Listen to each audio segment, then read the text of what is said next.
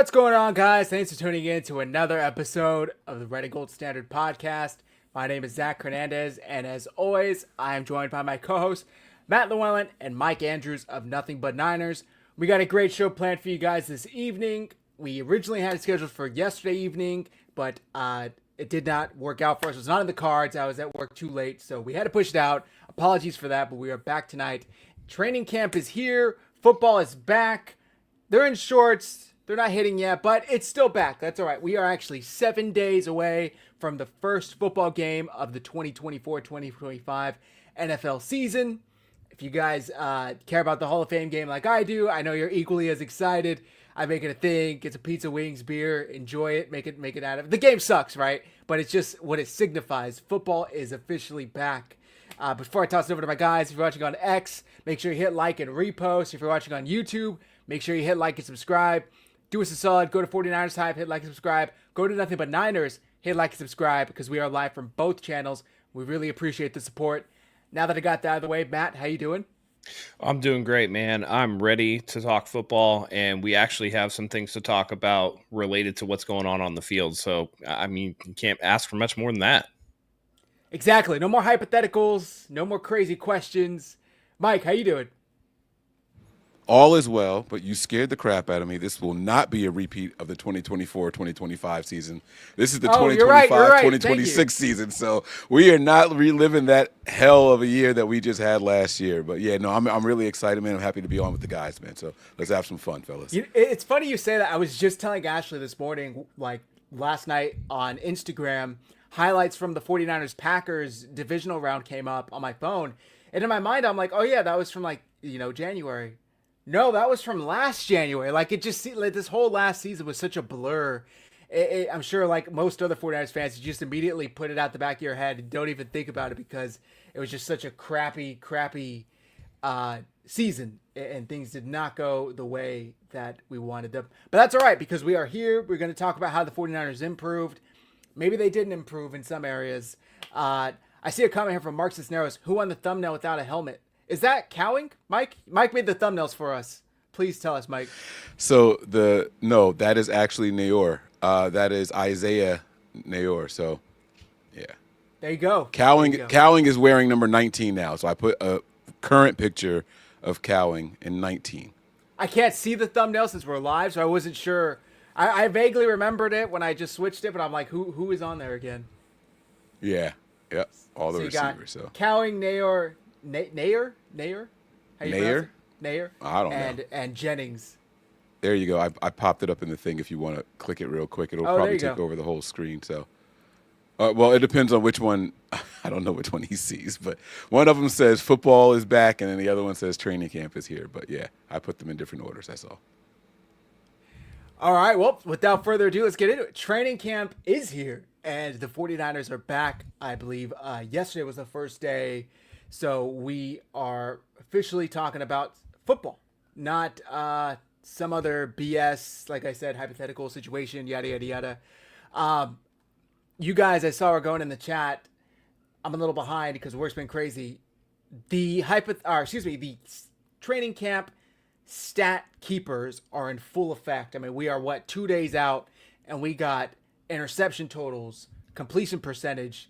Will this ever end? Matt, you just asked this question last show, one of like the bets, right?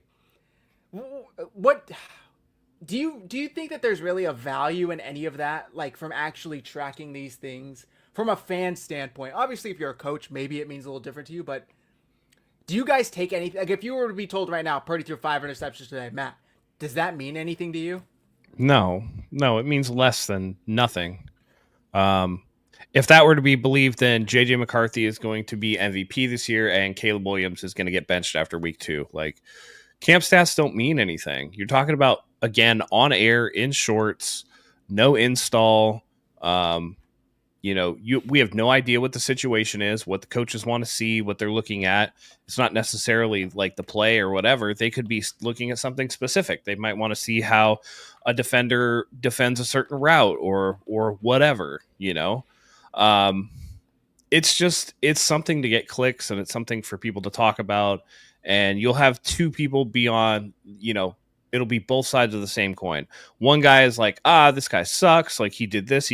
And then the other guy will be like, well, there were these plays, but look at all this. And he did this and he did this. Or the next day when it's like, it's completely flipped the opposite. Then it's just like, well, this guy's really good. And it's like, don't put too much into that because there were people on the field that weren't necessarily there before. And it's just, we've been doing this shit for like the entire Shanahan regime, I feel like. And it's old, man. It's just old. It's like, get a new shtick. Like, do something different. If you want to do kicks, let's do kicks. I'd rather do kicks. At least that'd be something new. Mike? I agree with Matt. The kicks would actually be valuable because it's apparently not just going to be given to Moody, right? So the kicks would actually be valuable. And even Kyle Shanahan made it a point. No one asked him for the stats, but he was like, between the two kickers that we have here, they only missed one kick before, so it's going to be interesting, blah, blah, blah, blah, blah. So I thought that was cool for Kyle to even offer that information.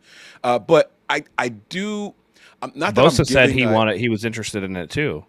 Somebody asked Bosa, like, you watching the kickers? He was like, yeah, man. He's like, yeah, I'm watching it. Like, trying to figure out what's going on with it or whatever. Because, like, they knew last year that Moody was just a house on fire. So it matters to them, right? You get all the way down the field.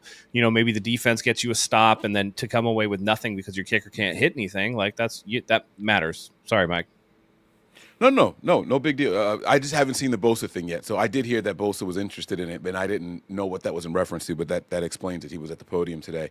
But I do know why it's been happening since Shanahan has been here. It's because it's been constant quarterback turmoil. There were the people that wanted the Lance. There were the people that wanted the Jimmy Garoppolo. There were people that wanted Purdy. There were, you know what I'm saying? So it was constantly, then it was Purdy versus Lance, and it was Purdy versus Garoppolo. So there was that whole thing going on, and that's when it really kicked off. And what happened was those content creators that were logging them, they got a lot of clicks on those videos and articles that broke it all down. And so if it ain't broke, don't fix it. So I do get why they do it, but they have to realize that now it's not a quarterback controversy. So that stuff is not going to matter. And the truth of the matter is it didn't even matter then, right? Like the team had their mind made up on who they were going to put out there. It didn't even matter then. So that should just tell you exactly how much it doesn't mean. Now, I think it is interesting when you hear Isaiah Nayer, however you say his last name, no disrespect intended. It is interesting to see that he caught a pass, and apparently he was like triple covered, and like all the receivers that weren't involved on the play, like the team was like, ooh, and ahs, so that kind of stuff is cool because it builds confidence in a young guy, in a young rookie. But as far as like who threw it to him and all that stuff, like that kind of stuff, I couldn't really care less about. Get me to preseason. Let me see what's happening when they're actually trying. That's when I want to see, which quarterback looks good and which one doesn't and all that stuff. And even still, I sincerely doubt that Purdy's losing his job to anybody. So even that's not going to matter. But then we can at least talk about who we want as the backup quarterback. Yeah, I mean, we were tracking all of this. Was it last year that Trey Lance got traded? No, 2 years, 2 years ago. 2 years ago, right? So everybody was tracking all of the quarterback stats so quickly, or so thoroughly, and like so, that's an incomplete. Oh no, that's actually a throwaway. I'm not counting that as an incompletion. And then what happened before the season even started? He gets his ass sent to Dallas, and none of it even mattered. Maybe it was last year. I think it was last year during training camp. No, he wasn't with us for the Super Bowl. Oh, yeah, no, it was the year before. See, I did the same thing you did, where it felt like it was like last year, but it was actually the year before. Oh, okay. Yeah, it was 2 years ago. So we have completely MIB'd last year. Dude. Like it's gone. They neuralized me, bro, because like I definitely am not looking to remember that for sure. It got to the point where, I think I said this before, but like towards the end of the year, like probably after the Bears, maybe after the Rams Thursday night game, I told Ashley, like, hey, you don't have to block out Sundays anymore. Like, you could schedule things on Sundays that we can go get things done. I don't care because this season is trash. I do have Nick Bosa talking about the kicking competition, so I'm going to play that here. So was that totally a boy on the kicking? In the past, you've had like one kicker kick one day and another kicker kick. It's switched up with competition at all. It's a little different. Seeing competition at all, it's a little different this year, right? As you're having them one kick, the other guy kicks. I actually ain't paying attention to it, but can't lie. Why is it? No, it's kind of exciting. I think it's very clear. We all know why.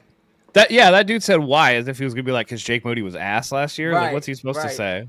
I rewatched the Tampa game, the 49ers Bucks game. I cannot believe the 49ers won that game. Like, Jake Moody, didn't he miss 4 kicks that game? Three field goals and an extra point. 3 field goals and an extra point. Yeah. And people wonder why Debo choked him out. Obviously, he's not right, but it's like, at some point the offense has to be like, how much more can we do? Other than obviously finish in the end zone. But it's like, you would think as an offense, if you get close enough to be within field goal range for your kicker, he can knock it through, especially you just spent a high draft pick on a kicker. So, and imagine if Moody loses this competition, all 3 players involved in that scuffle during that game will be gone. Debo's gone, Tabor Pepper's gone, and Jake Moody could potentially be gone. That's like a completely different look for the special teams. So that Bosa clip that you put, you don't have to put it back up, but the way he was standing, is he just trying to show off his physique? Like, that is a very awkward way. He had his thumb down, but towards his, like, he also had his cell phone tucked into his front Z's. But who stands like that? Like, did he do the whole presser in that? I haven't seen. I'm gonna have to do a breakdown, but like, that is such an odd way to stand. It doesn't even look comfortable. Like, you guys just like try, just put your hand the way that he's got it. Unless he's massaging his side. He's flaring them lats, baby. He knows what he's doing. Like he knows what he's doing. I'm like, what? Who's? I got to see if he stands like that the whole presser. Now I'm gonna do a breakdown of that soon. So, Matt, you mentioned, depending on who you listen to, is what you'll get different information. As far as like the quarterbacks, right? Like going back to Trey Lance versus Purdy. To be honest with you, it's like I'm watching a political breakdown or something. It's like we're talking politics, to where each side has their talking points and they're going to stick to it. And here's why the other side is wrong, and here's why it's like, this is football. Like, this is football. Could we just leave all of that shit at the door and just break down the X's and O's? Same thing happened today during a breakdown of the thing, and it was like, Purdy played really well today, blah, blah, blah, blah, blah. And then it comes to like Mac Jones, because they were talking about that deep ball to Nayor. And it was like, Mac Jones throws with more anticipation than Brock Purdy. I'm not saying he's better. And it's just like, this is the same shit we do every single year. It's like, one guy hates Brock Purdy. The other guy glazes anything that the 49ers do. It's just like, can we just... It's, people talk about the horseshoe theory of politics. This is the horseshoe theory of 49ers content creation. It's just like those, we all know who they are, but those two are basically touching asses on the issue. You know what I mean? Like, they're that close. It's just like 2 sides of the same coin. Like I said, you got the good side and the evil side. Yeah, I know, right? It's now just Kith. Yeah. All right, Mike Tyson. It's called a moon. It's called a moon landing. Anyone watch? What's it called? Modern Family. Oh, no Modern Family watchers. Yeah. Cam took Jay to the spa with him or whatever. Yeah, that's right. Like... right.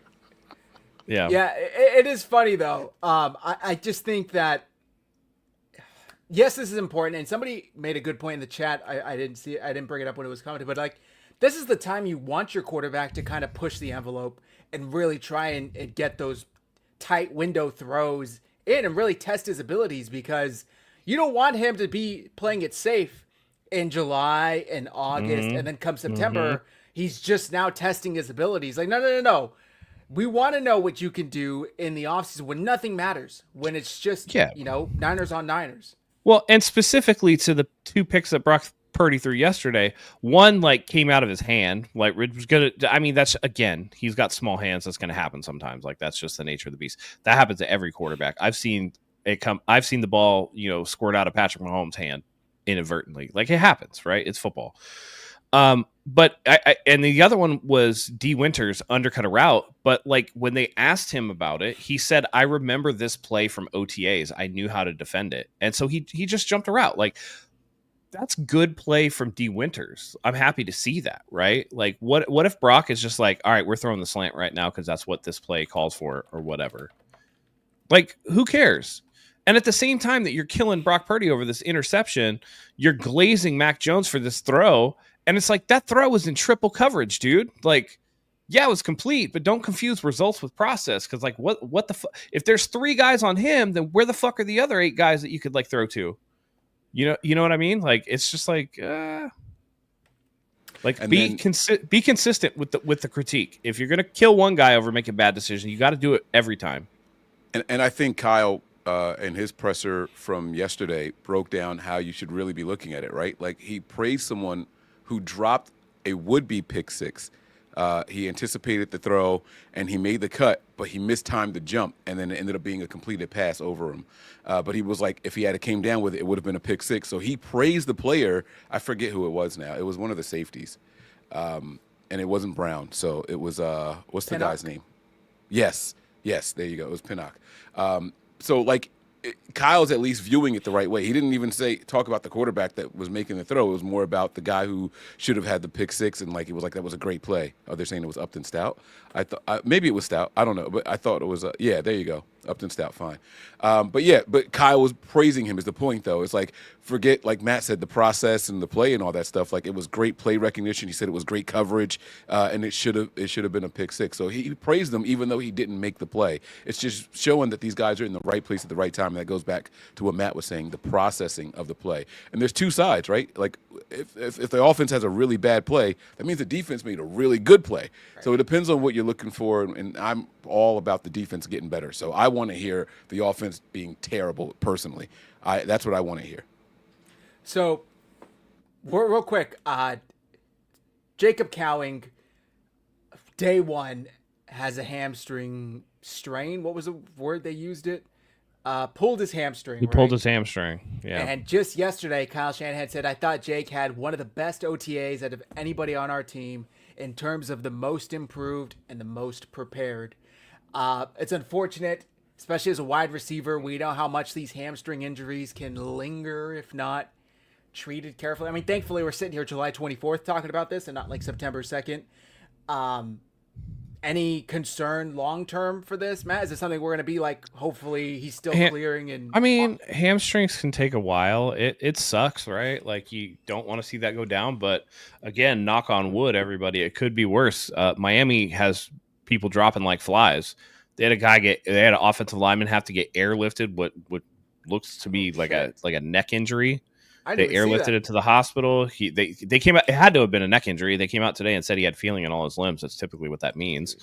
And then their cornerback, I'm blanking on the name right now, tore his ACL. So it's like, it could be way worse, you know. And again, it looks like Ricky Pearsall will be back. I think they're saying Sunday is going to be he's going to come off the pup and practice. There are receivers in the room. I didn't realize, I don't know if you guys realized this. Did you guys remember that we had Russell Gage on this roster from the Falcons? That's funny. I remember him from the he's Bucs. On this Yeah. was he on the Falcons or the Bucs? One of the two. He was on both, but yeah, he was on the Falcons. Yeah.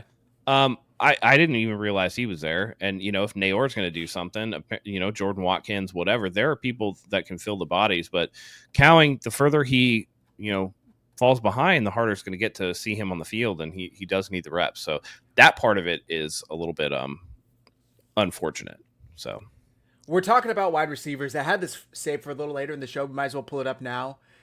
This was from the Up and Adams show earlier today. It's a little minute. I went on a visit Gabe there. Davis, it was awesome. Talk about the 49ers. I went on a visit there. It was awesome. I have a lot of teammates from UCF and previous players like Mac Jones and Isaiah Hodgins that were there. So definitely a team that I'm interested in for sure. San Fran is a nice spot. It's a great team with great players. Talked to Christian, talked to Greg and all them, and I met George, and I talked to a lot of the people out there, and it's awesome. San Fran's definitely a spot that I'm looking at. Shanahan's the man. He knows how to call an offense, right? And they just got a lot of great weapons around there. So they need a deep ball threat. All I'm saying, it's easy math for me. I'm no coordinator, but hey man, listen, I give props to those guys. Those guys been making some plays. Jennings was making hella plays when he had to. It was awesome to watch. And you know, Ayuk's a stud. He's a true number one player. And got a lot of respect for his game. So definitely a team that interests me because I like to be around great players like that. It's definitely a great opportunity. First things first, shout out to Coach Yak because he was the only one that had tweeted he actually came out for a visit. And like it was never really confirmed. Like it was just kind of like, oh, I think maybe somebody spotted him at an airport.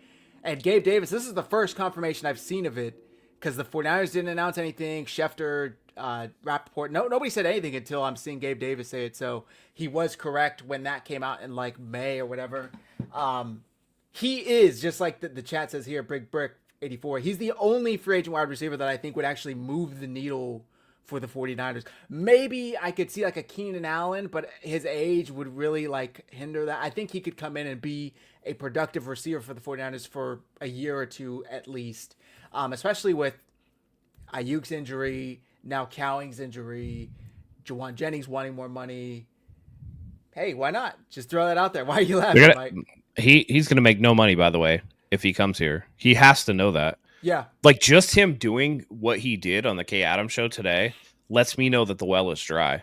Like, he's actively saying, like, yeah, I would love to come there. Like, you want to sign me? Like, I'm ready to sign. Like, sign me, please.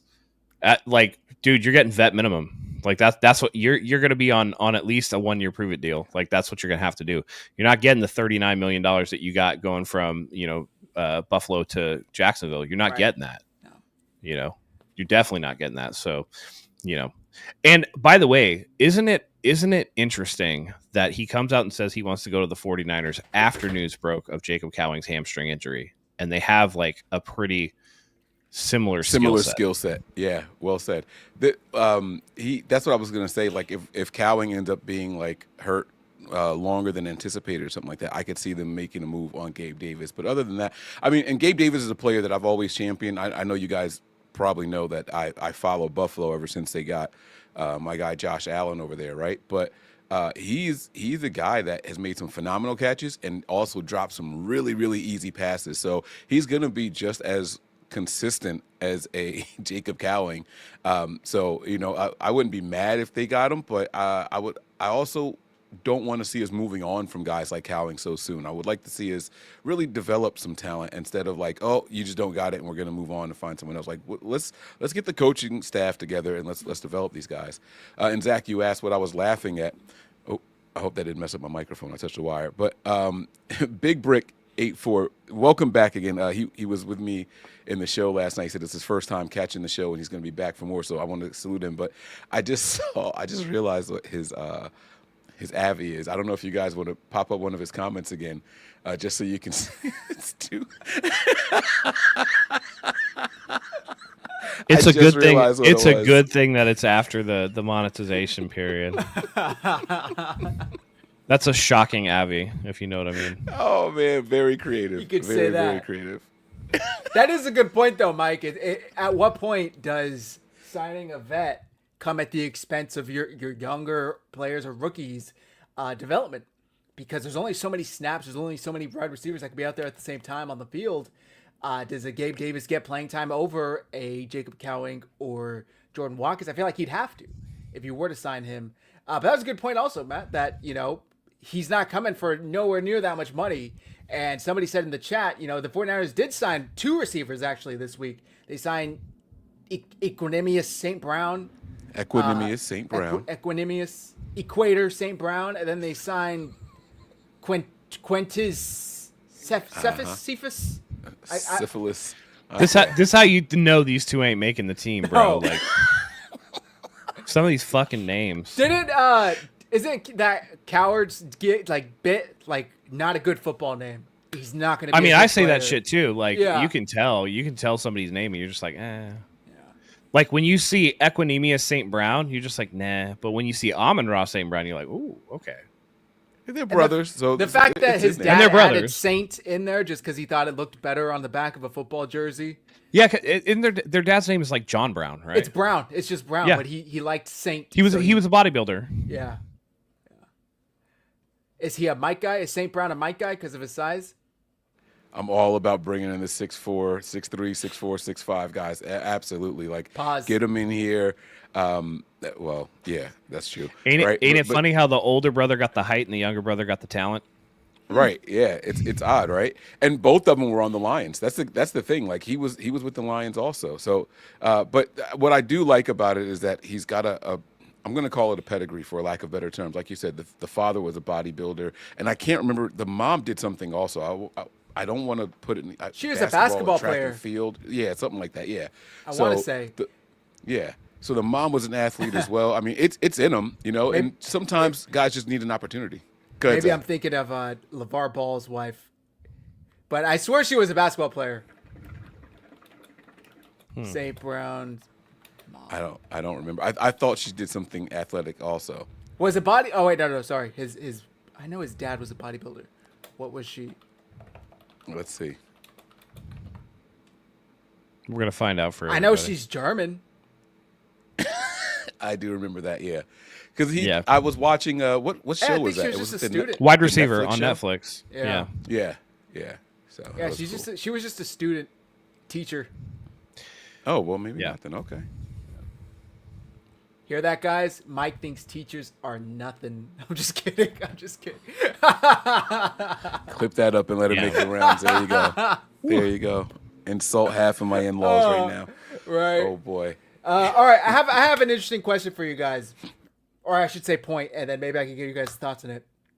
I really think the improvements the 49ers made in the past 6 months allow them to be 2 positions or hits away from having a top 10 defense, and that is the linebacker next to Fred Warner, the corner next to Diamador Lenore. I should say opposite of Diamador Lenore. I think if they could find guys, either Nick Martin and I don't know who would be the second corner, the second year guy. I'm forgetting his name. Renardo Green. Thank you. If those guys could hit, I really think the 49ers have a very, very talented defense. And we have a couple clips here of Bosa and Saleh talking about it. What are your guys' thoughts on that? Am I being overzealous? Am I being too optimistic here, too much of a fan? Or do you think that they could be that close to having a top-tier defense? All right, I'll go first. Go ahead, Mike. All right, yeah, no, I'm with you. I feel like you don't even have to have a second lockdown guy. If you do, it's a great luxury, right? But we know what Diamador Lenore is, right? And the stats came out at the end of the season, like over 200 targets. So we're going back 2 full seasons, not allowing a touchdown and things of that nature. The guy plays inside and outside and all that stuff. And Kyle talked about how hard it is to like make him stick to playing outside, right? Like he wants him to master it, and that's growth from the coaching staff. That's growth from Kyle. And he was like, as much as he doesn't want to, he wants to stay on whoever the best person is, and if that means going in the slot, he wants to go there. They don't want him to be that. They want him to master being the outside. But if we can just get those guys to hit, you're absolutely right, Zach. I think that this could be a very special defensive unit. And the schedule, it's gonna present some opportunities. It's gonna build some confidence in these guys. So they got to take advantage of it. I agree. Matt, any thoughts on that? I mean, I think the biggest worry for me is the safety spot. Like, that's going to be the big one. It's, again, if anybody could cover it, it's going to be Robert Saleh. I have faith in that, at the very least. And then, Gus Bradley as well, helping him out. So between those 2 guys who have been around the league for a long time, they're going to be good at masking any, really ugly warts that the 49ers are going to have on defense. And, it's been talked about already that just the energy in the meeting rooms is different. That's going to go a long way. And you need that. You need that steady hand. You need that guiding hand. It helps that Nick Bosa has said that he wants to be, more of an active part of helping with the defensive line and being like a leader for that group. Because you got 3 other rookies on that line and a guy in Bryce Huff who, while he is familiar with Saleh's system, he's brand new to San Francisco. D. Winters needs to take a step up. You got rookie Nick Martin. At every level of this defense, you have a rookie that could potentially contribute serious snap counts for this team. So you need the steady hand at the top between Warner, Bosa, and the coaching staff to really take over and bring up those players. And you might see some struggles early, definitely, but you have to hope that eventually they'll turn the corner and pick it up. So they could be a very good defense. They could also struggle early. It remains to be seen. I'm hoping because the reports are that Mykel Williams looks explosive. Even Trent Williams is like, dude, it sucks base blocking against that guy. Like, his arms are longer than my legs. I saw a picture of Mykel Williams standing next to Nick Bosa, and he made Nick Bosa look kind of small. And I was like, damn, dude, he's a big dude. He's a big dude. And you get those two A-gap monsters in Alfred Collins and CJ West, and the potential's there, especially against the run early, because run fit is one of the easiest things you can do on the defensive line. All you got to do is maintain your gap integrity, and then you're good. You know what I mean? So it's gonna be something to see. So hopefully they can get it done and kind of weather the rough patches and rely on the veterans and the coaching staff to really pull them up. But potential is there for sure. I have a clip here of Saleh talking about Nick Martin, but I wanted to ask you guys: did you see Grant Cohn asking Kyle Shanahan about, are you willing to take the lumps and play the young players, even if it means you lose a game or two? Did you guys see that? Let me see if I can find the clip. But that is such a Grant question. Right? And Kyle's like, we're going to play the best player regardless of who that is. I'm not just going to play players because they're young. Yeah. And if they're bad. And I don't know if you guys read it, but there was an article from Tim Kawakami where he sat down with Kyle Shanahan. And Tim Kawakami made it kind of come off as if, like, Shanahan knows that he's going to have to play rookies this year. And that's just how it is. They acknowledged it at their joint presser. There's possibly 6 starting rookies on the defense alone, right? So he's acknowledged it already.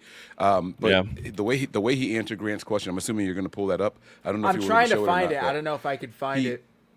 He told them straight up. He was like, yeah, I'm willing to play rookies, but it also depends on who's behind them, right? Because if the person behind them is a veteran that's better, we're going to play the better player. That's basically what he said. So it's not about a fear of playing, but we're going to play the best person.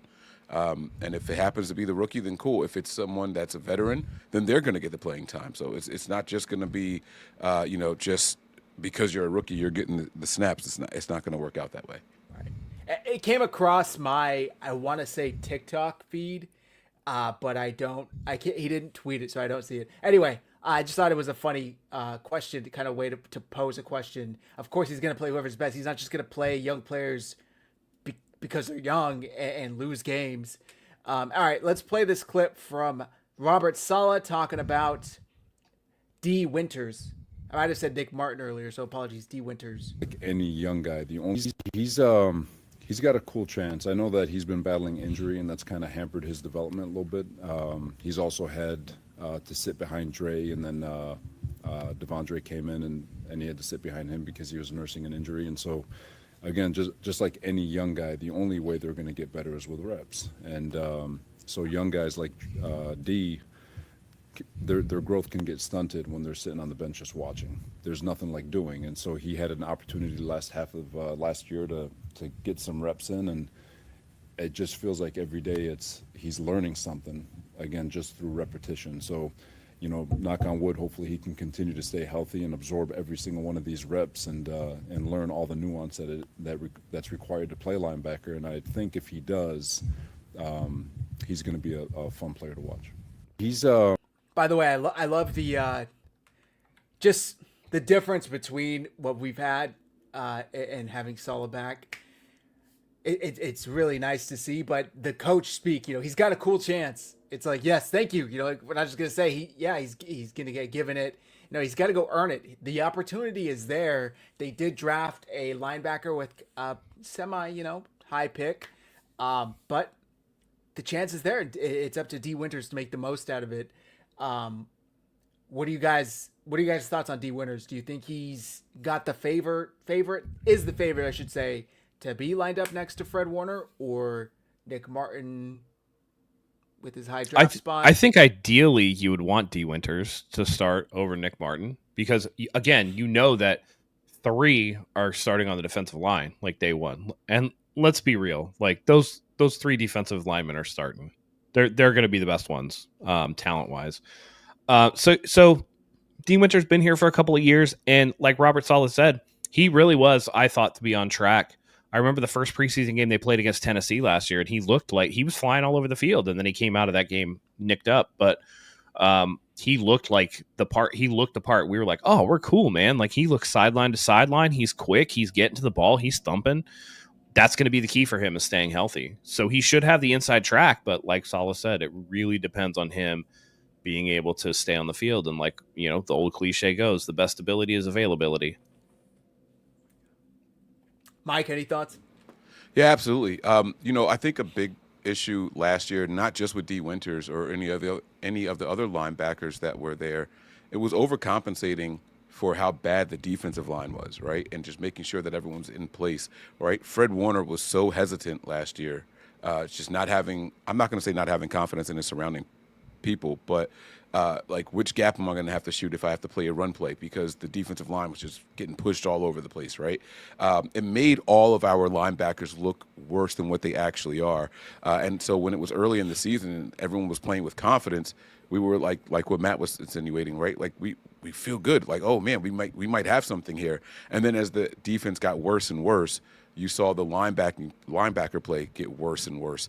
I don't think it's a coincidence. If we can go out here and get a competent defensive line, that's where it starts. If we get a competent defensive line, then those linebackers are going to be absolutely fine. And I do think that D. Winters has the nod right now for that role.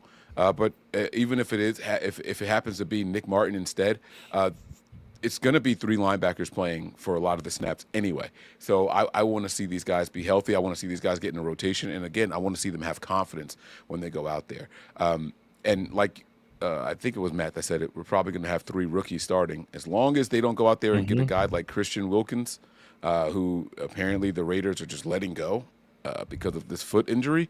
If the Niners make a move for a guy like him, then it's only going to be two rookies starting on that line. You know what I mean? But because he would be a proven veteran, Robert Saleh having to play against him twice a year, he knows exactly what that guy is. He's not going to let that opportunity pass if it turns out that he's healthy enough to come in here. And then all that does means is that it's going to be more development and more healthy bodies along that defensive line when it's time to rotate. So it's a win-win for the Niners no matter how you look at it. And those linebackers are going to reap the benefits of it, and those safeties. Yeah. I mean, I can't see the Watkins thing unless he wants to, again, take like no money. The whole thing is weird. Apparently he filed a grievance with like the NFLPA and everything. That's the other aspect of it. This is going to be like stuck in legal for a long time. I don't know another team that's going to want to do that. They'll probably want that legal situation to be cleared first. Well, the legal situation is going to have financial repercussions, right? So if the Raiders end up having to pay a portion of those guarantees, he might take a team-friendly deal to go somewhere where he thinks he's got a shot to not only start, but a team that can win. And go ahead. I think I saw somewhere where he made the Raiders have paid him out $47 million already for like 5 games. Yeah, but there's 32 and a half still remaining. Sure. No, I understand that. I don't see how. I don't know. I think it's hard, and the team's just going to try to like litigate him into hell. Yeah, and this is where the NFL has to really take a step forward and get a little bit closer to the NBA, or maybe this is why, right? Like, so we paid you all this money for only 5 games, right? So it depends on what side of the coin you're on. If you're a player person, then you want to see him get the money that he was guaranteed when he signed that contract from start to finish, right? Like whether he plays at all or not. Well, but if you're a person like the team, if you're of a team mindset and the organization mindset, I don't want my team to have to pay you the $70 million guaranteed and you only took 5 snaps for us. This injury was only supposed to take 4 to 6 months to recover from, and here we are almost a year later, and you're still not ready to go. Like that's a problem. That's a significant injury. But also posting videos of himself dancing in the Raiders training room on socials and stuff. So like, again, if the Raiders have cause, then he is going to lose out on that money. And then it's like, maybe, I don't know, maybe he takes a team friendly deal just to attach somewhere, but I just don't think that they're going to go after somebody like that. He doesn't seem like he fits the style. The knock on him even coming out of Clemson was that he was kind of like a loose, lackadaisical following the rules guy. So, whoa, okay, I see what you. I thought you meant. Yeah, the knock on him is that coming out of college was that he was pretty undisciplined and kind of marched to the beat of his own drum, and like that won't play with the 49ers. Okay, we saw that last year with Devondre Campbell, and that shit's not going to fly. Absolutely right, but. Yep. The production, great player. He's a monster against the run. Monster. He's 100%. Yeah, and not for nothing, he gets as many freaking pressures as Nick Bosa. So I mean, he's not a sack guy. He averages 3.5 sacks a season, right? So, but the pressures, he's averaging like 10, 20, 30 pressures a season. Like it's very different, and that's not what you normally get from a defensive tackle, not named Chris Jones or. I'm about to say rest in peace, but Aaron Donald. Yeah, like he's retired. Not rest in peace, but you know what I mean. But yeah, so like other than those two defensive tackles, that position doesn't warrant a lot of sacks, but he gets pressures up there with the best of them. So if he's available, I might bring him in at least to test his mentality, like to see how committed he is, and that's the game, right? He can come in and talk a really, really good game. They'd be like, oh yeah, we should sign this guy. And then once he's on there and he's got those guarantees in that contract, he might be like, oh yeah, fuck off. I got my money now. Like I'm going to work out when I want to work out and how I want to work out. And when the game comes, I'm going to play my way of playing. He could be another Jamarcus Russell. I don't know. So I have another clip for you gentlemen to watch and react to. This is Nick Bosa discussing Robert Saleh and just how grateful he is to have him back. Yeah, I mean, when I was a rookie, I didn't really know any better. So,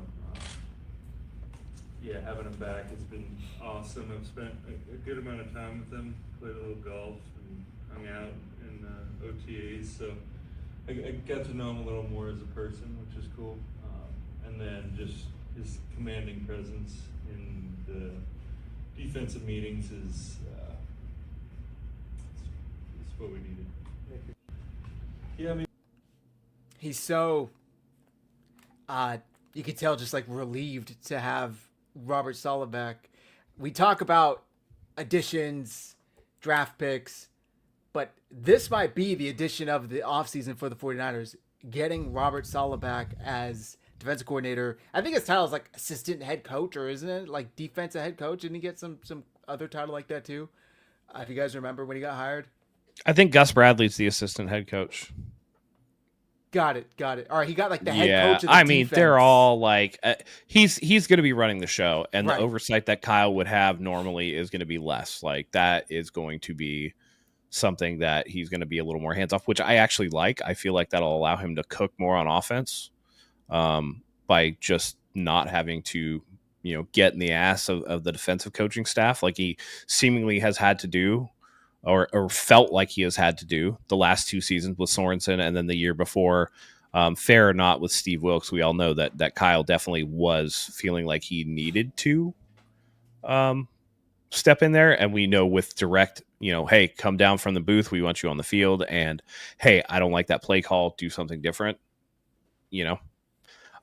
It's going to be interesting to see, but I do think that it's a big move. And again, it's not just Saleh, it's Gus Bradley too. And I think with that, it's 2 guys that are renowned around the league for their prowess on the defensive side of the ball. So there was a video going around of Shanahan, Lynch, and Saleh on the field, and it looked like they were having a grand old time. Like the vibes are good, man. Yeah, Kyle looks fresh. Kyle looks fresh. They're like damn near chest bumping and hugging each other out there, man. I mean, they were doing everything except holding hands and doing the ring around the rosy dance, right? Like those guys look like they're having a lot of fun. And to the Robert Saleh and Gus Bradley thing, when they first brought Saleh in and he finally had his presser, he talked about him versus Bradley and how they complement each other, right? And if you listen to how Robert Saleh described Gus Bradley, Gus Bradley sounds more like a Kyle Shanahan type of coach, right? Like Kyle is, I need you to run this route precisely. I need you to block this guy up to this point because it's going to open up something when this guy comes behind you and blah, blah, blah, right? Like it's all about where you're supposed to be with the X's and O's and what that means. And Robert Saleh said that he's more of an emotional guy. Like this guy is the hot hand. I want him to stay out there because he's making plays for us, where Gus is like focused on the X's and O's and the positioning. And you were 5 you were 5 steps too far on this one, or you were 3 yards off when you should have been over that way. So they complement each other, and I think that's going to bode well for this team down the stretch, right? If they can balance that aspect and that mindset of coaching, this team, these players are going to really, really reap the benefits. And I think this defense is going to make a huge turnaround from what it was the last couple of seasons. Huge turnaround. Also, I thought something was very notable. According to Kyle Shanahan, Llewellyn Jennings hasn't asked for a trade, has not requested a trade. I have a clip here of him talking about kind of the differences between how Llewellyn is going about it and maybe how certain players have in years past. Let me pull it up here.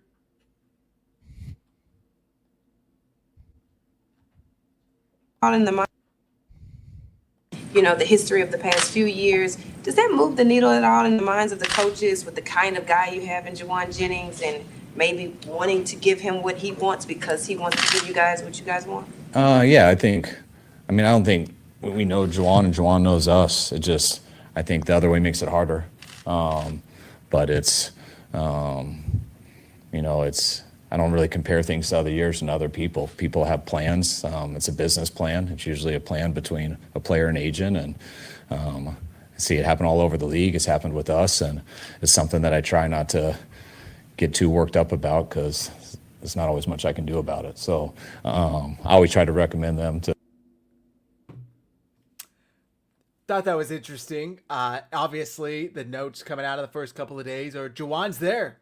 And not only is he there, he's participating, he's lively, he's dancing, he's having a good time.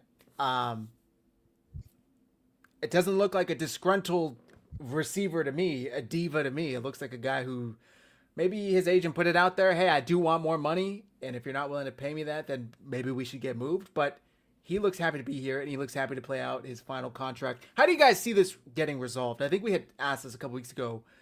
Any changes now that Llewellyn did show up to training camp and is participating and cooperating, and there's no kind of weird standoff or weird vibes here? How do you guys, does that change anything to you guys? No? Yeah, it does for me a little bit. Watching, I believe it was Grant that asked Kyle yesterday. He was like, "You hugged Llewellyn Jennings. What'd you say to him? When you hugged him at the start of practice." He was like, "Hey, how's it going? What's up?" Maybe it wasn't Grant, but someone asked Kyle, like, "What'd you say to him during the embrace?" And Kyle's like, "But I also do that with like everybody, like like basically like, I'm a hugger." And I was like, "Oh, okay, that's new. Like I've never heard of Kyle being that type of guy, right?" But we know that Kyle has an affinity for the wide receiver position, right? It's the position he played, it's the position he's passionate about, and Kyle Shanahan sincerely believes that if wide receivers do exactly what they're supposed to do, the team is better. And we know from John Lynch's words, Kyle Shanahan's words, that Llewellyn Jennings is what they want all of their wide receivers to be. You're limited. Or your physical abilities are just that. But if you can do what we're asking you to do with blocking and running routes, even though the ball's not coming to you, and then after the ball is caught, you continue blocking downfield and don't give up on a play because it's not there. You need to be running to the other side of where the ball carrier is and trying to continue those blocks, right? Llewellyn Jennings epitomizes what the 49ers want from all of their wide receivers. Forget the physical traits. He does have a value here, right? And watching him out there dancing and all, I'll be honest with you guys, I wouldn't be surprised if there was some sort of contract restructuring or extension already done. Like the way that he was out and dancing and everything at the first practice, he looked happy. He didn't like someone that was waiting to find out if he was going to get, and if I don't get, then what do we... That wasn't there. And maybe that's just the type of person Llewellyn Jennings is. Hey, I'm here for business. I'm going to show up and I'm going to do what I'm supposed to do, down in, down out, whether it counts or not. Like this, obviously we're not winning games right now, right? There's no game to win. But if he's out there, he could just be doing his job, but he looked really excited. And this take that I'm sharing with you guys now was something that I was saving for a Patreon episode.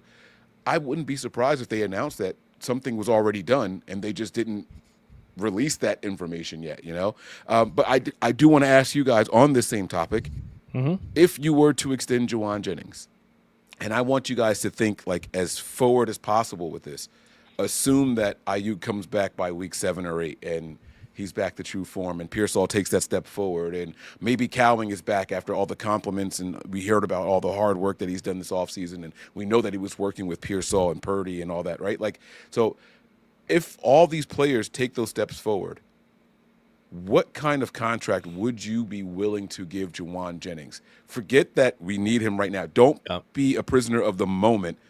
Think forward, because is he another Kendrick Bourne type of guy, right? Like, we were comfortable moving on from Kendrick Bourne for a reason. And Kendrick Bourne was that third down guy here before Jauan Jennings was here. I want you guys to tell me, like, how you feel about Jauan, like, and looking forward. Like, how would you pay him if you were to do anything? I do want to touch on Mike real quick. You brought it up. I do think it's a good point that Jauan is setting the example of what the 49ers want their wide receivers to come in and do. And when you have rookies in the building, offensive rookies, it kind of helps out with that. I think that him coming in, having a good attitude, I hope that makes BA feel kind of dumb for what he did. And I hope that like shapes him up too. I agree that there is a certain level of Kendrick Bourne-ness to the expectation of what Jauan Jennings will do, but I feel like more so than Kendrick Bourne, Jauan Jennings is like a chemistry guy. He's like a locker room guy. He's the offensive version of Dre Greenlaw, right? Sometimes you're going to pay him not so much on production, but for the vibes that he's going to bring to the locker room and the energy that he's going to bring. And sometimes that's more valuable than, you know, the actual numbers on the field, right? Getting out there and blocking is not going to show up in a stat sheet, but that matters. That example that he sets, like, hey, I want new money. And the report was, oh, he asked for a trade. And Kyle's like, he didn't ask for a trade. And, you know, people are like, oh, he's going to do the thing that BA did where he's going to hold in. Like we talked about this, right? Like he's going to mysteriously have a hamstring injury. Showed up day one, out on the field, dancing, having a good old time, like just vibing with who he is. And that to me speaks volumes about his character. And like, it made me feel, I was like, dang, man, now I feel bad for saying like he's got to be careful about the negotiation, but like he is being careful about it, right? He's like, I'm going to do this the same thing that I always did, but I'm letting you know, like, I'd like to get paid for last year. So to answer your question, I think you bump his salary for this year and then extend him another, I would say like total 2 years, 26 million, 2 years, 28 million. And then let it ride with that, because who do you really need in the next 2 seasons to re-sign, right? Demo's under contract through, I think, 2029. Kittle's through contract through 2028 or 2029. Purdy's taken care of. Warner's taken care of. Ayuk obviously got his money. Pearsall's a first-round draft pick, so he's on a 5-year potential rookie deal. You know, Cowing is in year 2, so he's got 3 more seasons. Like, who are you really looking at? You will have to pay a left tackle. Well, I'm saying counting Jauan Jennings this year, Mike. That's why I say 3 more years, because this is Cowing's second year, and so year 2, 3, and 4. So, you know, McCaffrey's under contract, I think, until 27 or 28. There's really nobody, right? I mean, I know Kyle really likes Jake Brendel and Colt McKivitz, but let's be real, like those are replacement level players at best, and he can fucking say he watches the tape and that they're good. We watch it too, Kyle, and they're really fucking not. You know, show me other centers around the league who literally, like Jake Brendel, just turn around and watch a play disastrously unfold before them. Like I can't, you know what I mean? So I think 2 years, 26 million, you can give him a little bit of an overpay, or 28 million. Even if you want to do 2 for 30 and give him 15 million a year, you can slightly overpay him because you have I think the 3rd highest cap space in the NFL, or 2nd highest behind, I think, the New England Patriots. And you already have 90 million in dead money. That's going to come off after this year. Like, are you really losing anything? Not really. Just give him the overpay, and then in 2 years you reevaluate. If he falls back down to earth and you still want him around, you sign him to a cheaper deal. If not, you let him walk, and no harm, no foul. I think the 49ers are really on like a reloading / rebuilding 3-year window with their core and their superstars. So that's kind of what you have to look at. Yeah, for me, again, this kind of goes back to what I had asked the other day, or the other show, excuse me. Is he ever going to top this past season? And the 3 of us agreed no. So this contract, to me, you're kind of paying him a little bit for what he's done and not what you plan on him doing, right? It's kind of like and this is totally different players. It's not really that, but my memory goes that TJ Watt, right? Like TJ Watt just got the highest non-quarterback contract ever. Do they expect him to play at that level for another 5 to 6 years? Like, I don't think so. They're probably rewarding him and hoping that that level still is high. Juwan Jennings, I think, deserves to be extended. I would even be willing to go a little higher than Matt. I mean, I was thinking like two-year 35, maybe even 36, pushing it. Because the cap's going to continue to go up in a year or two. It's really not going to be that much money. I think you reward a player. You also, like you guys touched on, reward a player for doing it the right way. And I understand, he is kind of like, well, he went out in the media. I wish he would have done that. But still, it's like he showed up. He made his demand, his wants known, but he still showed up and participated.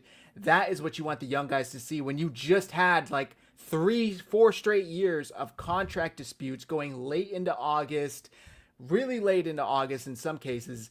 Hey, Juwan didn't do that. So I would be looking to give him a 2-year, 35 million. Man, that's awfully close to Mike Evans territory, and I don't think you can do that. You still have to be realistic, I think. When did Mike Evans get extended, though? Yeah, but he's still only making 20.5. Like, you're talking about 18 million for Juwan Jennings per season. I don't know about that. I think what I would do is I would only give him a 1-year extension, and that's what I'm saying. Yeah, you give him a raise this year and give him 1 more year. Right. So I would let him, like, with makeable incentives, like, so let's just play it out, right? Like, let's say you end up having another 900+ yard year. Let's say you got 10 touchdowns, right? You work those incentives with catches and first down conversions and, yards and touchdowns where you can earn up to, let's just say double what because his contract right now is 7.5, right? Okay, boom, you can make 15 million this year, and then next year you're on the books for another 12 million, right? Like, I don't know how that would break down as far as per year, but if those incentives are there, and if you don't make those incentives, well, you end up walking away with $12 million instead of 7.5 this year, right? If you don't make all of those incentives. But so you incentivize them, but if I'm the team, the way I spin it is, look, like, we have these guys already. We got the first round guy. We got BA. We're not going to be able to give you that kind of money that you want to get. You go out and have another good year, then maybe next year you can go somewhere else and get a huge contract the way that Kendrick Bourne did. You know what I mean? Where it's averaging 13 million. I think Kendrick Bourne signed 3 years, 39 million or something like that in New England. Yep. So it's like maybe you can go out there and get that Kendrick Bourne type of deal. But and you have to be honest, like Kyle said, right? No player in the NFL wants to play on their final year of their deal. This is just business, so we don't take it personal at all. And they have to spin it to him that way also. It's not personal, and not for nothing, we didn't anticipate the Ayuk injury. He's going to be back. We didn't anticipate the Cowling setback. He's going to be back. We got Ricky Pearsall here. And so you weren't part of our long-term plans. We'll pay you. We'll incentivize you. And then you can go out there and get that big bag later on with another team. Yeah. I mean, I'm not saying give him that. I'd be fine with him paying up to that amount, honestly. I'd be fine with it because it's like, is it going to break the bank for the 49ers to keep him? No. You reward a player for really, coming in clutch for you. It's a 7th-round pick. Like, he's a 7th-round pick. It's a great story. If Brock Purdy wasn't on this team, he would be the best 7th-round pick the 49ers probably ever had. So, but Brock Purdy does exist. So you got 2 7th-round picks out there. So, but yeah, I mean, 15 million would probably be realistic. Everybody's happy. I agree with the chat. Make it a very performance-based, incentive-structured deal where if you really feel like you can go out there and repeat what you just did, then you should have no problem earning this money. Kind of protects both sides. But we'll see. I really do like the fact that he showed up, though, and that it wasn't another, like I saw, was it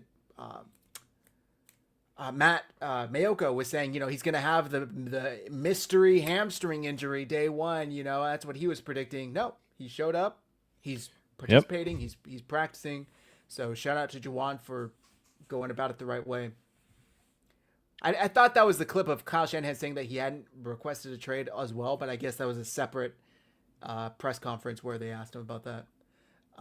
Yeah, that was during the Lynch and Shanahan presser 2 days ago, or 3 days ago, 3 days ago, where he said that he was like, no, he has not. They asked if he officially requested a trade and said no, he didn't officially do it. And if I'm not mistaken, the original post that we saw was Llewellyn Jennings wants a contract extension, and he could ask for a trade. I don't think that the original post said that he had requested or he it. wants to be traded. That's Yeah. And so it wasn't that he requested it. It's like, hey, guys, extend me, or he wants to be traded type of thing. And that goes without saying. Like, the agent is going to put that kind of stuff out there. And this is just the new age, and this is what John Lynch talked about in that presser when they were together.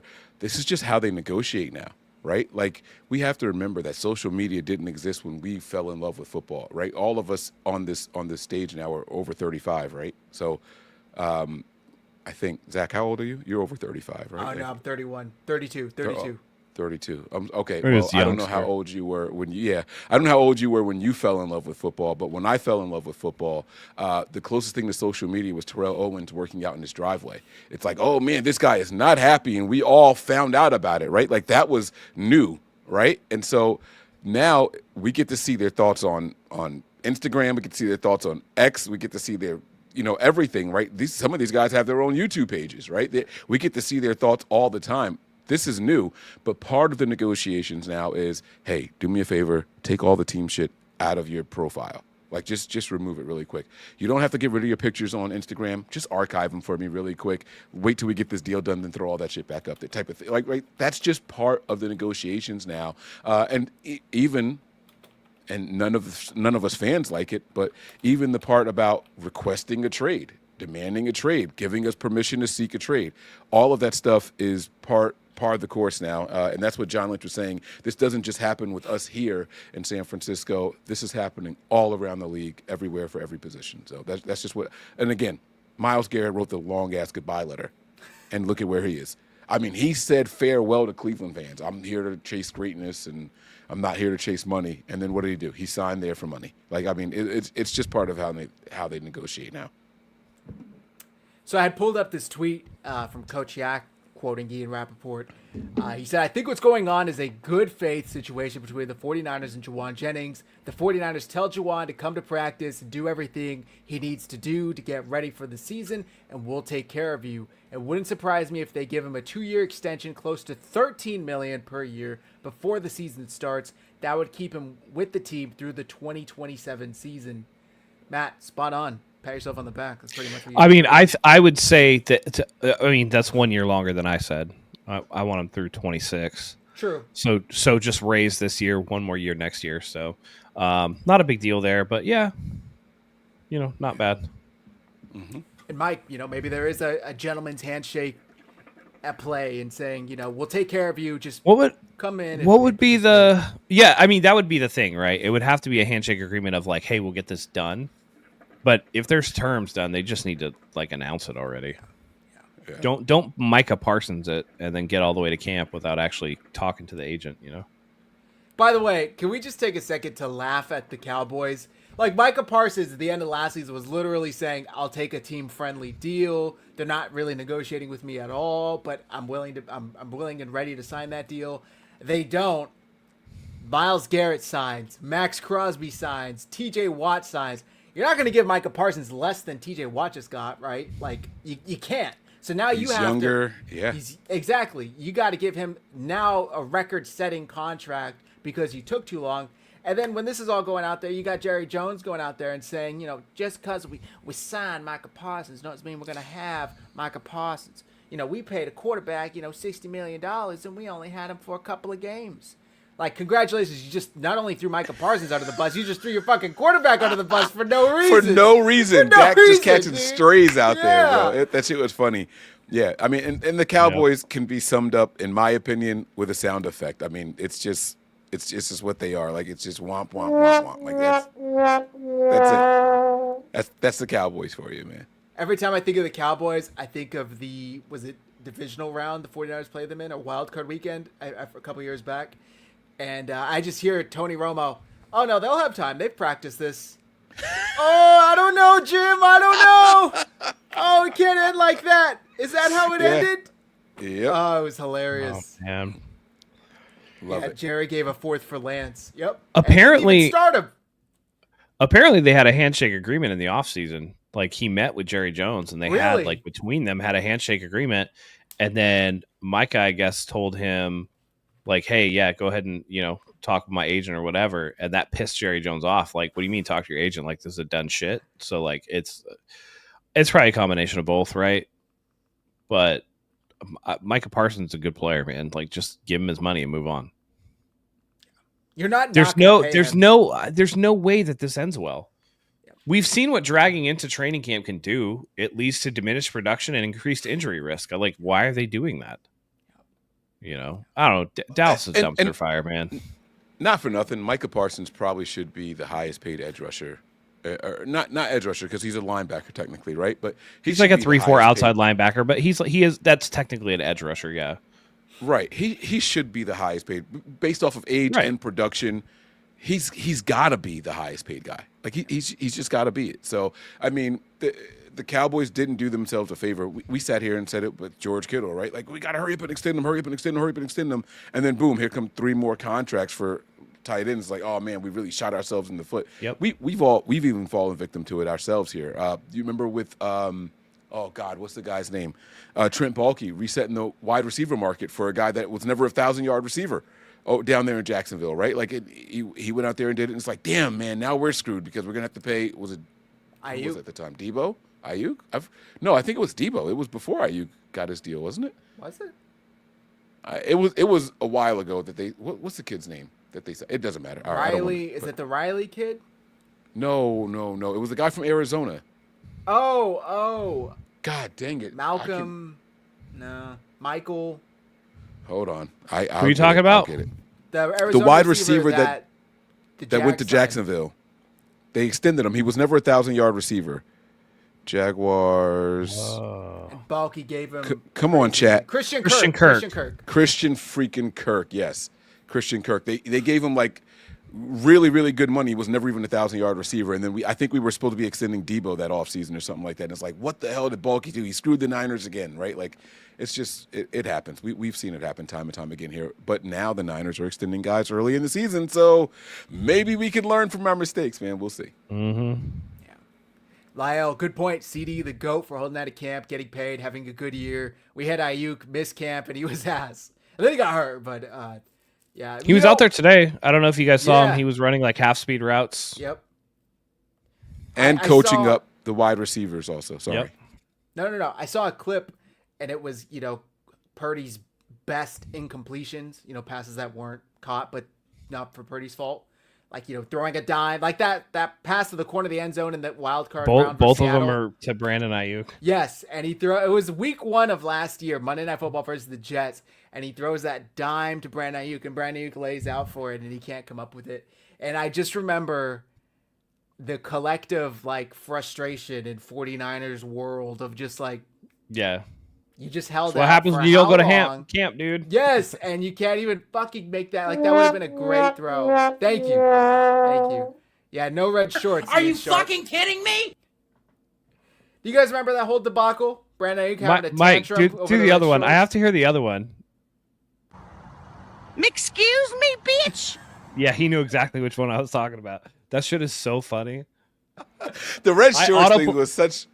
Every time somebody says something dumb at work, like that plays in my head now. I love that sound effect, man. I'm sorry. It's so fun. What is it from? There's this lady that was cursing out McDonald's. She goes, "Aren't you supposed to ask me if I want to supersize it?" And then the lady says to her behind the counter, "Ma'am, from the looks of you, you shouldn't supersize it." And she's like, "Excuse me, bitch." I throat punched that bitch. I have to send you guys the clips. It was great. I thought it was real when I first saw it. I thought it was real, but it turns out the lady did this over and over and over again. So it was like yeah. Anyway, sorry about that. Apparently, I don't see anything that George Pickens got hurt, Brandon. What I saw, he was balling out there. Yeah, I searched his name real quick. I see he had cramps that time of the month. Yeah. All right. Well, it's cool. That's about it. I know we're running out of time. Go ahead, Zach. Go ahead. No, I was just gonna say, go ahead. Anything? We're wrapping up. So, is there anything else that I didn't touch on that you guys want to do? Yeah, there was something else that I wanted to touch on. There's some clips going around of Christian McCaffrey running today, and it looks like he was talking while he was running, or maybe yelling while he was running. It was kind of slow motion, and there's no mouth guard, so I couldn't tell because there's no contact, right? Well, I want to know what your guys' expectations are for Christian McCaffrey this year, and I'm going to preface it with this. Normally coming off of an injury, McCaffrey is a beast. Do you think that he's going to give Saquon a run for the best running back in the year in the NFL this year? So it was him 2 years ago, then it was Barkley last year. Does he have a bounce back season? What are your guys' expectations for Christian McCaffrey? Hear me out. 2,000 total scrimmage yards. With the 49ers schedule right now, it's possible. That's why I'm also taking Purdy MVP right now, because the schedule, it's based off of the regular schedule, guys. It's not based off of playoffs. Not based on any of that. It's based on the regular season. Purdy's easily going to throw for 4,000 yards. I'm knocking on wood right now. 4,000 yards, 30 touchdowns. I don't know the rest of it, but that's what I'm betting right now. So I say 2K over under is the number for Christian McCaffrey. I see where you stopped, and I saw a little debate back and forth between Grant Cohn and our guy Matt, and Grant pointed out that every year Purdy's interceptions, they go up and up and up and up, and that touchdown interception ratio is getting closer and closer to 1-to-1. Are you confident in it? You gave us the yards, you gave us the touchdowns, but you didn't go with the interceptions. Are you guys confident that Purdy can take a step forward also? So Matt, I want your answer for the Christian McCaffrey thing, and then we can go back around again for the quarterback expectations, because it's going to be big.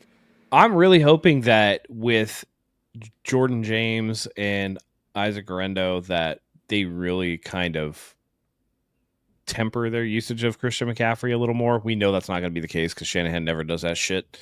But if Christian McCaffrey can stay healthy, I think he can get close to 2,000 yards, all-purpose yards. That's not out of the realm of possibility. I'd say probably around 1,800 total scrimmage yards and like 12 touchdowns. Damn. All right. What was the second question, Mike? Purdy. Brock Purdy, man. This is going to be crucial. Brock Purdy's success and failures are going to go hand in hand with the Niners' success. Now, I do think that the Niners can kind of hide some of it. I expect the run game to be significantly improved this year. Like Matt said, we would want to see some of those other guys come in and take the place of Christian McCaffrey or kind of, keep his legs fresh. Whether it's by force, we want to see it by healthy rotation and choices from Kyle Shanahan, right? But we know that we have the horses in the stable to do it, to execute it. I think the run game can mitigate some of the passing woes that we had. And so what are your guys' expectations for Purdy this season? Like, this is going to be a crucial position, right? I hate saying that the quarterback is the most important position on the field, but it really, really is. So what do you guys think about it? Statistic-wise, is that what you mean? Or not statistically. I mean, just do you think that Purdy's going to have a bounce back year? I think that we can all sit here and say that it was a down year. He didn't live up to the expectations. And there were a ton of reasons why: the offensive line, the injuries to the wide receiver position and all that, the losing Christian McCaffrey and all, right? So there's a ton of reasons. But how do you see this year playing out for us? I do. I mean, I just said I'm taking him MVP odds, so I think he's going to have a huge bounce back year. I think he would either way, but the schedule's definitely going to make that easier for him. It's lining up perfectly. The first few weeks may be a little shaky when you don't have a solidified wide receiver core, but once that kind of gels and he starts getting more rhythm and connections with the guys, and Ayuk comes back, maybe Demarcus Robinson, if he's suspended, comes back, I think he's going to have a great year. I really do. Matt? I don't know, man. I think Purdy's going to have a good year. And the Grant thing, is he technically correct about the interception percentage? Technically. But he would have done better if he would have said touchdown to interception ratio. That would have been a better thing to do. But he can't do that because Purdy's touchdown percentage also fell off way more than his interception percentage went up. And what that tells me is that the weapons aren't weaponing. that the injuries actually played a huge part of it. If you look his 2022 season when he was a rookie and came in, his interception percentage was 2.4%, right? 2023 when he was getting some potential MVP looks, 2.5%. Last year, 2.6%. Like we're talking 0.2% increase. That's a nothing burger. But you look at the touchdowns, it went from 31 touchdowns to 20. Why is that? Well, when, again, Llewellyn Jennings is your leading receiver, you got fucking problems.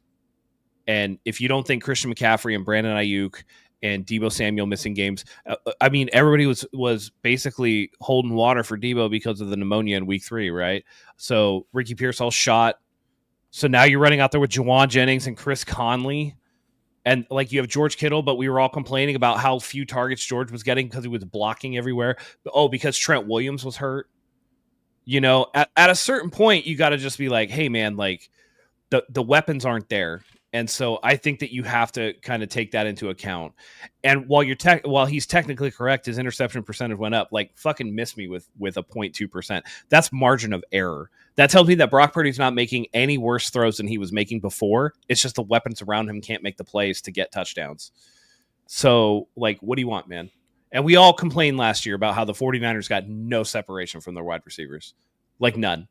And then he would do the thing where, like, they would say, oh, the separation percentage is, like, bad. And then him and all his buddies would be like, oh, well, it's only on the routes where they're targeted or whatever the fucking excuse was, right?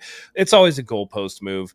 But until the interception percentage goes up, like, a crazy amount or whatever, I mean, his yards per attempt were still good. Like, you know, his average yards per attempt was 8.5, which isn't even his lowest for his career. I mean, he still had 3,800 yards passing. It's not, you know what I mean? Like, they were in position to score where you lose out from the special teams being an issue. You lose out from the weapons being bad. I think it's a little overwrought. So I guess I need to I would say Brock Purdy has a bounce back year. I think he breaks his own passing yards record. I think he throws for 35 touchdowns. And he'll probably still be around like 10 to 14 picks. But that's just the nature of it, I think. Believe it or not, he threw 455 passes last year, which is a lot for a Kyle Shanahan offense. I'm going to go out on a limb here, and I'm going to say that Brock Purdy has 4,500 yards this year. 4,500 yards. The Niners haven't had that 5,000-yard quarterback, but that's because we haven't been trailing in games to do that. However, I do think that they're going to use Christian McCaffrey out the backfield as a receiving weapon a lot more this year, just so he's not taking as much of a beating trying to run behind that offensive line. I can see him, faking like he's got the handoff, breaking out to the right or to the left, and then boom, here's 12 yards right here. You know what I mean? And so I like what Zach said about the 2,000 scrimmage yards. I would not be surprised if Christian McCaffrey's running and rushing and receiving yards are very, very similar this year in total. So I think Purdy's going to have a hell of a year. I think he's going to have a bounce-back year. The touchdowns, that number kind of scares me because I would like to see them use guys like Garendo to just pound it in, use that big physical body if we get down there in red zone. I don't want to see a lot of, pass attempts down there because too much can happen when that ball's in the air in the compacted area, right? Like, let's be smart. Let's run this ball here 2 out of the 3 times if you get a first and goal. So. I think, well, in 2023, Purdy had 31 touchdown passes and probably could have had more. There was no real red zone threat. I think, you can kind of adjust for that this year, but I think we go back to the 2023 Niners where there was a lot of big play touchdowns. And that's kind of where I see a lot of Purdy's passing touchdowns come from. I agree with you when you get down to the nitty gritty, just run the ball, right? And Christian McCaffrey was really good for that. By the way, he actually was really good in the red zone and on those, goal to goes with from 3 yards out, he was really good at punching in the ball. So if he stays healthy, again, Garendo, like you talk about, I don't see why that would be unreasonable. I just expect a lot more big plays, especially with a good special teams unit that could potentially get them closer to the end zone to begin with. All right, guys, that's going to do it for tonight's show. We appreciate you guys rocking with us. Again, thanks for staying with us on the day delay. We appreciate you. Training camp is back 7 days from now. The Hall of Fame game will be over. If you guys are just as much of a football nerd as I am, I know you guys are excited for that. Zach, we got a request here. I think we can accommodate that. Just announce on our Instagram that we're going to go live. Yeah, post on the story. That's a reasonable request. Thanks for bringing that up, Ellis. We didn't really think about it that way. I think we have somebody that does a lot of our Instagram stuff for us, right? Joey's been handling it, actually. Okay, so we'll just give him the heads up and he can post it. Yeah. All right. Mike, sure the folks already know, but please let them know where to find you. Guys, I'm going to start first and foremost with my guys over here at 49ers Hive. Make sure you guys are subscribed over there if you are watching from the Nothing But Niners pages right now. We are live on our YouTube page and we are live on our Twitch page. But if you are watching on those pages, get your asses over to the 49ers Hive YouTube page and subscribe. It is right down there underneath Matt. All right. And if you guys want some bonus content other than, what I bring to you guys on this YouTube page, go on over to Patreon, patreon.com/NB9ERS. And like Zach was saying, man, we have meaningful football. And a week from today, we're going to see snaps that are going to make and break someone's future. So I think that deserves a round of applause. I'm happy to see it. I'm happy to be here. And I might do what Zach said he's going to do. Let's make it a thing.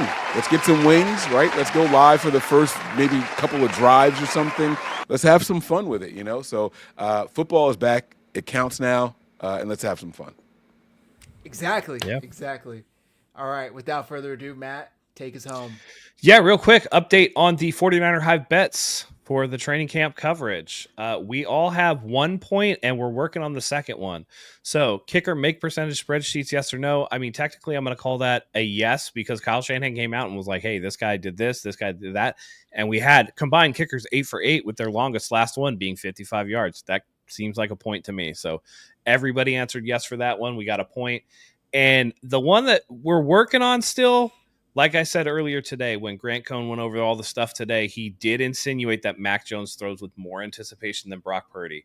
He saved the point from being fully administered because he said, I'm not saying he's better than Brock, but we all know that shit is building and we all know it's coming. So we got like 1.5 right now. So that's the update. And I love that you held his hand to the fire. We know you're doing it. Just tell us when you're going to do it. I love that exchange between you two. Phenomenal. Yeah. I actually was like, look, we know it's coming, man. Everybody knows it's coming. You're going to call for Mac Jones to start because you're going to say he's a better quarterback than Brock Purdy. We all know it. So it's only a matter of time. Yeah. He hit me with the buddy. I don't know. I must have touched a nerve when I was just like, hey man, we're already talking about quarterback camp picks. We're already talking about picks in camp, football's back, and that must have touched a nerve, but that's fine. But anyway, thank you everybody for joining us. Football is indeed back, and I couldn't be more excited about it. We're going to be here with you each and every week. There's no more off season for us, baby. We're back as well. So for Mike, hit him up on all the socials. Hit him up, Nothing But Niners. You know where to find him. Zach, the best host in the business. And for myself, thank you all for joining us here tonight. We couldn't do this without you. So until next time, go Niners.